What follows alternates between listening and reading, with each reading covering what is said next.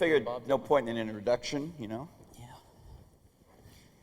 Well, when you were here last year, your music store, your iTunes music store had been out, I think, 2 or 3 weeks, and you showed it to people, and we talked a good deal about it. So let's start with that topic. Legal downloading. You've been the leader in it. Where does it stand today? How do you think it looks for the future? We've crossed 85 million songs, so 100 million is within striking range. And all the people that license music from the music companies have to report their sales data every week to SoundScan, which aggregates them. It doesn't break them out by company, but it aggregates them. And since we know what ours is and we know what the total is, we can compute market share every week. And we have about 70% market share of the legal downloads, which is great. So, but if you look at everybody together, 100% of the legal download market, we've gone from pretty much 0% a year ago to about 2% of the legally sold music in the US. In other words, if you take all the music sold on CDs, all the tracks, it's about 10 billion tracks. Now, people don't want to buy all of those, but they have to because they come on a CD. Yeah. So they buy some that they don't, but they buy 10 billion tracks a year, and our industry's approximately 200 million tracks a year rate. So 2% is not a giant number, but if you look at it and say it's been accomplished in a year, and you look at the trajectory, it's not inconceivable to see it breaking through 5% in the next 24 months, as an example, maybe sooner. How about the illegal downloading side, though? Do you have any way of measuring whether you think that's... It depends on who you believe. There's some studies that say it's gone down. There's some studies that say it continues to go up. We don't know. Our take is that it's probably moderated a little bit and come down a little bit because of the threat of the lawsuits. But it's still bigger by some big. X than what you're doing, right? It's big, yeah. And that's what we compete with, really. I mean, we don't compete with the 30% guys anymore. We compete really with piracy and trying to offer a better product, which is what took us so long to convince the labels of, and continues to take us ongoing efforts to convince the labels that really piracy is what we have to compete with. Let's talk about the labels for a minute, because I think they're going to be Harvard Business School cases forever, taught about how to be really stupid in the face of technology. The Journal has been tracking, my colleagues who cover the music industry have been tracking what I think is just an astonishing development, which is that 1 year into this, when you only have this 2% share, there's still a ton of piracy out there. They're actually discussing raising prices. They're actually discussing raising the price of singles. They've already begun, I guess, to raise the price of certain albums, not only on your store, but all the others that have licenses with them. What are they smoking there? What's going on? Well, you can't speak of the labels with one voice. And there are 5 major labels, and even within each of the labels, there's a lot of different voices. One of our concerns is we'd like there to continue to be 5 labels, which is why we've gone on record opposing the Sony-BMG merger, because we think right now it's better if there's 5 voices versus 4 or 3 or less. But within each label, there are many voices. And the problem is, if I said to you, you know, we're starting a record company or a movie company at Apple, if you were in the movie business or the record business, you'd roll your eyes and you go, no first-rate talent would ever go to work for them. You know, no good A&R people would ever go to work for Apple, because they can join the culture in the record industry, get paid more, get more recognition, et cetera, et cetera. In the same way, if you said a technology person's gone to work for a music company, we'd kind of roll our eyes. And we'd say, you're going to get a third-rate technology person working at a music company. And so there are people at these music companies that are giving advice to the people making the decisions, and they're giving them really bad advice.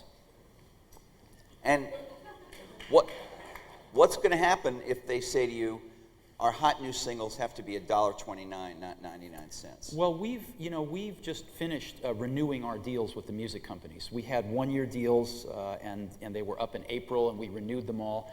And we have longer-term deals now. So we're going to be at the prices we're at for the foreseeable future. And we had to express our opinion fairly strongly that we think the customer doesn't want to pay more than 99 cents for a song. And I think the customer should pay less than 99 cents, actually. Maybe they should, but we don't think they should pay. We don't think they're going to pay more than 99 cents. And it turns out the music companies make more money when we sell a song for 99 cents than they do when they sell it on a CD. So you think this idea of raising the price is dead? Or? Well, the prices aren't going up on iTunes, I can tell you that. Okay. Yeah. Let's talk for a minute about the overall direction of Apple. I was thinking this morning that if I were talking to you when you first came back to take over the company, or in the next couple of years after that, and our discussion was primarily about selling music or the iPod, this device that's been so successful at playing music, it would have seemed bizarre because you were a computer company. You still are, obviously, a computer company. You've always been sort of a hybrid of a hardware and software company, but around computers.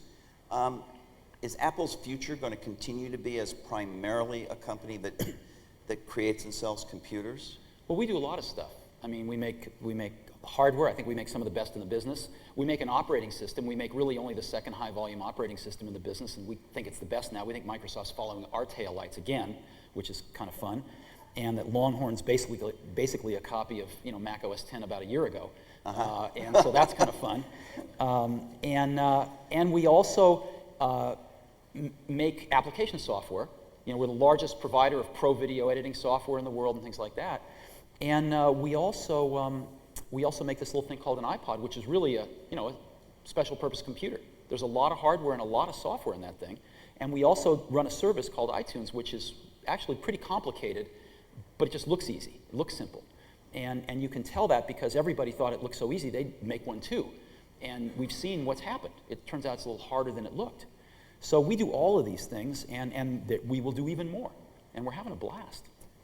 Good. I'm glad you're happy and having fun. But my question is the nature of the company, are we seeing the beginning of a change in the nature of the company? Most of the things you mentioned, other than the iPod and iTunes, are computer things. Sure. Even if it's application software, whatever it is, it's around this computer platform you have, and that's 20 years old. Clearly we're doing some new stuff. I mean, the iPod grew from nothing to $1 billion a year business by year 2. The iPod was 2 years old last November, and the holiday quarter, we did over $250 million worth of business in the iPod. And we thought it would go down in the January quarter, but it went up. So the iPod's $1 billion business in 2 years. That's got to get our attention. However, if you look at the core of Apple, what Apple's great at is figuring out how to invent cool technology, but making it wonderfully easy to use. That's what we've always done. That's what the Mac was. That's what a lot of things we do are. So that's what the iPod is, and that's what the music store is too. And we're taking those core talents of the company and applying them to some end products where we don't have the 5% market share ceiling. And it's great. But that's my very point. You have this, for all the things you've done, we talked about it last year, I should ask you again now, the needle on Mac market share has not moved in any significant way up. Right. And you've come back, you've sort of rescued the company, you've done products that it's moved up almost in the every consumer reviewer market. likes, people love them, but you still have a very, very tiny market share. You say 5%, most of the studies show you at much less than 5%. But with the iPod, and I've seen you say this in public before, it's refreshing to not be in single-digit market share. It is. Does that foretell a broadening of the company to doing, in selected ways where you can make an impact, other digital devices that are not full-blown computers? Have to wait and see. I'm asking you, though.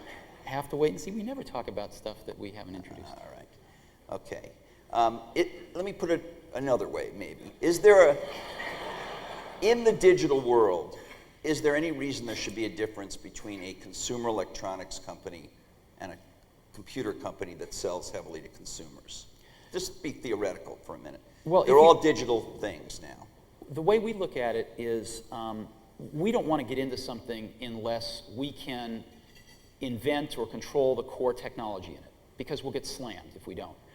And the more we look at it, the more and more consumer devices, the core technology in them is going to be software. If you really look at the iPod, I mean, from the very beginning, we looked at that and we said, the ultimate competitive barrier is going to be software in this thing.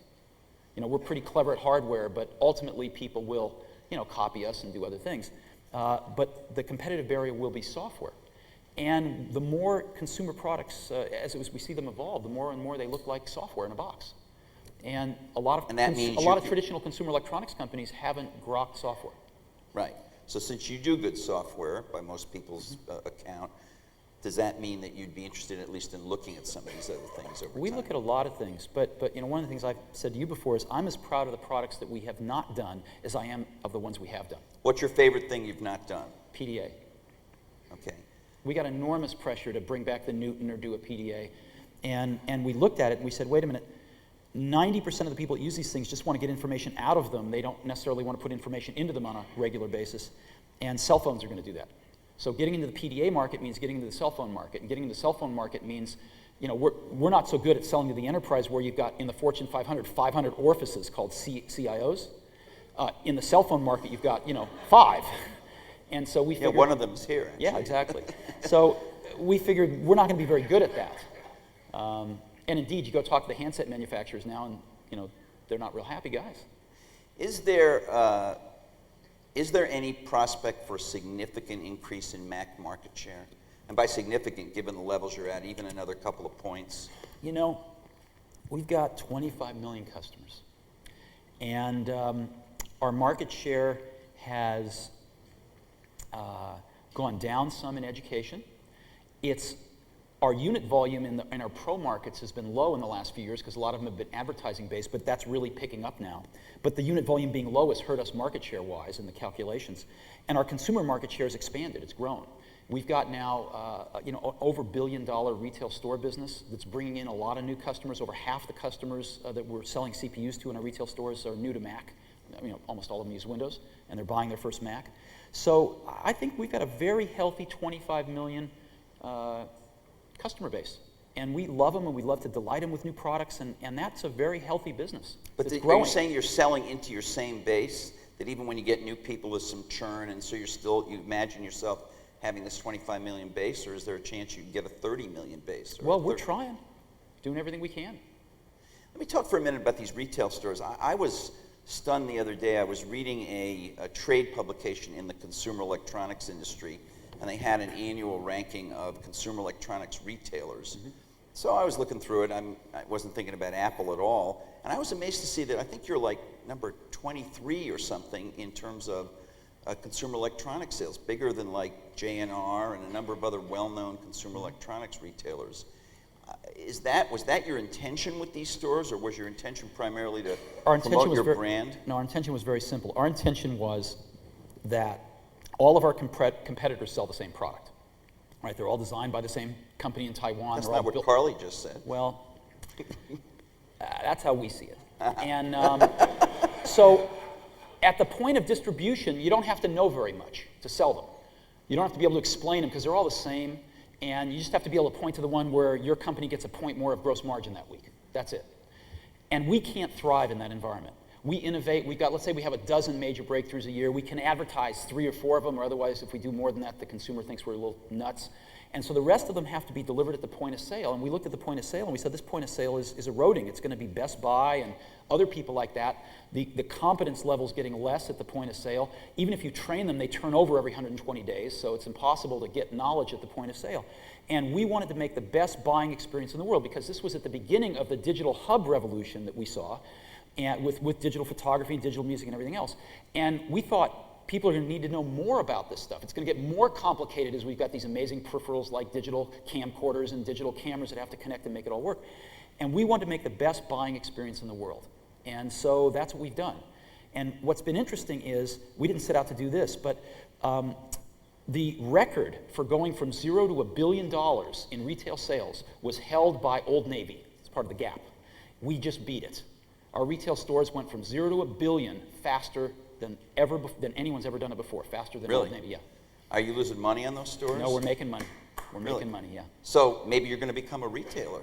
We are a retailer, yeah. Amazing. Do you sell a significant volume of other people? I know you do sell other people's products in those We do. stores. One of the nice things is you can go in and Not buy... other people's computers, but a lot of No, I know, peripherals. but I can buy a digital camera, camcorder. I think you have some PDAs, things like Yeah. that. Are you selling any significant volume of other Yeah. people's stuff? Yeah.